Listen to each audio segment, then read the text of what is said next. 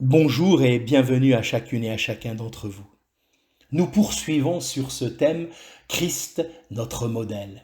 Hier, nous avons pu considérer ensemble Christ, l'homme doux par excellence. Oui, que le Seigneur nous aide à refléter ici-bas quelque chose de sa douceur. Cette douceur qu'il exprime chaque jour envers nous. Christ, le modèle de l'homme humble par excellence.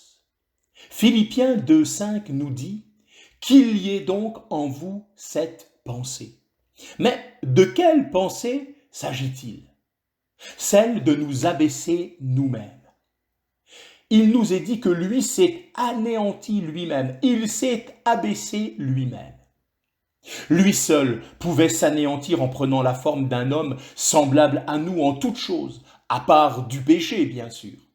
Dieu se fait homme, ô saint mystère que son peuple adore à genoux. Mais lorsqu'il s'est abaissé lui-même, en cela essentiellement, il nous a laissé un modèle, afin que nous suivions ses traces. Cette pensée qui était dans le Christ Jésus, est-elle en nous?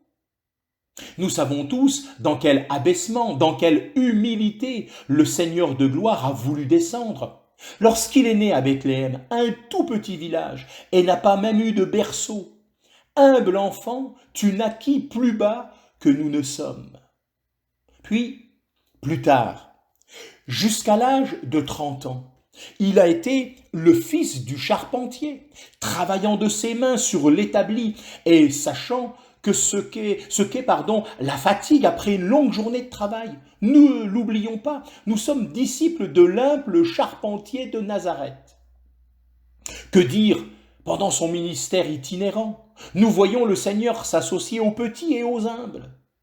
C'était précisément le reproche que lui faisaient les riches et orgueilleux pharisiens et scribes de Judée. Cet homme reçoit les pécheurs et mange avec eux, disait-il. Il est ami des pauvres, des publicains, des pécheurs. Oui, il se trouvait beaucoup plus souvent en Galilée qu'en Judée, parce que la Galilée le recevait, l'accueillait plus que la Judée. Que nous dit-il aujourd'hui à nous?